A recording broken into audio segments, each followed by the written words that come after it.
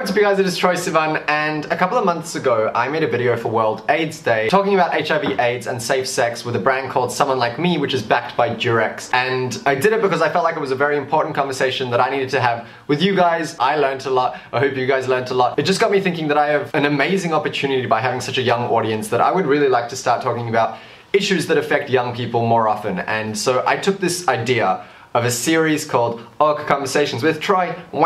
I'm hoping to get a cool intro you'll see in about 30 seconds, I guess. But I took this idea to make a 6-part series with them where basically I just make 6 videos around issues that affect young people on a daily basis, whether it's bullying or, you know, identity, which is what we're going to talk about today, like LGBT identity and coming out and everything like that, or if it's about safe sex or whatever it is. I just wanted to make a series and basically start an open conversation with me, you guys, and the guys at Someone Like Me who are there to constantly help you and answer questions. And I'm really excited about this whole relationship that we're about to start because we're all about to go on a huge learning curve. So today is the first video in the series of, roll the intro. And today, as you can see by the title, we are going to be talking about basically coming out part 2. So obviously, like in 2013, I made my coming out video and it completely changed my life, and I get messages every single day telling me how that video has helped a lot of you guys come out, or just how it's made you guys feel a lot more comfortable about yourselves and everything. And I basically wanted to pick up where I left off and explain what happens after coming out, because I feel like not enough people talk about that, and there's basically a lot to say that I just haven't said on YouTube. First, let me preface by saying that coming out is 100%, without a doubt in my mind, the best decision that I've ever made in my entire life. I'm extremely blessed that I have such a great family and great friends and great support system, and I come from an awesome community that's been super supportive, and I have you guys, and you guys have been absolutely incredible about it, and I'm very lucky. And I know that not everyone is that lucky, but I can only talk about my experiences, and so that's kind of what I want to get into, is my experience. While saying that, I will say, and I'm just going to be completely honest, the day after I came out the closet was like probably one of the weirdest and worst days of my life. I have never really spoken about this online, but I felt like it was just the strangest experience in the world to all of a sudden have everyone in my family and everything know the secret that I had been keeping for 15 years. I felt like really exposed and kind of like dirty and just basically nervous. I felt like it was probably all in my head, but I felt like everyone just had like a million questions and no one was kind of talking about it, but we were all trying to be normal, but trying so hard to be normal that we were really being not very normal. Everyone preps you for that feeling of like the weight lifted off your shoulders, but no one really preps you for like, oh my god, that little thing that I've been like keeping for so long, well, not so little thing, but that thing that I've been keeping for so long and been so nervous about, it's out there, and kind of it's all of a sudden everyone else's thing to deal with, and you have a lot less control over it, obviously, because it's, you know, it's out there in the open, and that can be an extremely kind of like unnerving experience. But then the next day I started to like immediately feel better, and we started to just kind of have those awkward conversations that we needed to have, and yeah, then everything just started to get way better. It was literally like a one-day thing, but it was a strange experience that I just wanted to talk about. I'm just really interested to know if you are LGBT, did you have kind of a similar experience? Because for me that was just a very weird day. The next thing that I want to talk about is something that a lot of people do talk about, and that is the fact that you don't just come out once, you come out like a million times in your life. I'm lucky that I have YouTube. When I meet someone, they may have seen my coming out video and just kind of like already know, and it saves me that awkward moment of having to come out to someone. And I will say that still to this day, it is a scary experience. If I'm with someone and they,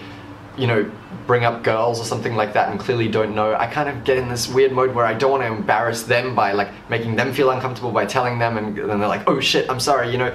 But at the same time I feel like I need to tell them because I'm nervous that they're gonna maybe like put their foot in their mouth and say something like, you know, homophobic or whatever. So yeah, I come out pretty much on like a daily basis, especially writing songs. I go into the studio and we have to write songs, and like, how are they supposed to know? They don't know. So I'll be writing and I'll be like, yeah, and then the person broke my heart, and they'll be like, oh, what did she do, man? And I'll be like, oh no, well, I'm gay, so and it's an awkward thing, and you have to do it like a million times throughout your life, and I'd say I'm getting better at it. I'd like to think that I'm getting better at it, but it's still that moment of like my heart sinking, because you never know what the person's reaction is going to be. I'm definitely a lot better at it now than I was, you know, when I was 15. And also I learned like kind of casual ways. I'll be like, oh yeah, one time I went on a date with this guy that blah blah, and that's kind of like, they're like, oh shit, okay, he's not straight. Yeah, that's kind of a skill that I've learned over the years, so I don't know if that's helpful to anyone. The final like thing that I want to talk about, and again, this is a conversation, I'm not talking at you guys, I really genuinely want you to use the comment section to talk to each other and to talk back to me. I'm very, very interested in this because I've only ever spoken to a couple of people about this, but I've always felt like there's this weird delay on an LGBT person's life, because basically all of my friends got their first boyfriends or girlfriends when they were like 13, 14, they started like kissing people with tongue, and it was like this crazy thing that was going on, and I was always that mate that was like watching from the sidelines like, oh. I kissed a couple of girls when I was like 13, and then I realized that that wasn't what I wanted to do, and to be honest, that was kind of a painful experience for me. We were, you know, going to house parties and all my friends were just like seemingly having the best time ever, and I was like, you know, even after I was out to my friends, there would be no other out people at a party that I would go to, and that was really, really hard. It was a very weird experience to have to just kind of like sit on the sidelines for a few years while I accepted myself, while everyone else accepted me, and then while everyone, you know, that I could potentially like get with or start dating or whatever, while they accepted themselves as well. And it only kind of started to happen. I kind of like went on my first date when I was like 17, when all of my friends had already been like, you know, going out with their boyfriends for a couple years and stuff like that. And so yeah, I felt like there was this huge kind of delay on my life that still affects me to this day. I got in my first real relationship when I was 18. My friends had already been in their relationships for years and years and years. There's this thing in Australia called leavers, and it's where you, when you finish school, you go away with your friends, and there's like 10,000 people down south in Western Australia, and it's just this big, pretty gross, teenagey hookup fest slash like have fun, basically. And I maintain that this is one of the sadder things that's ever happened in my life, but my best friend Kayla, I asked her, I like pulled her aside and I was like, Kay, can you please give me a hickey on my neck?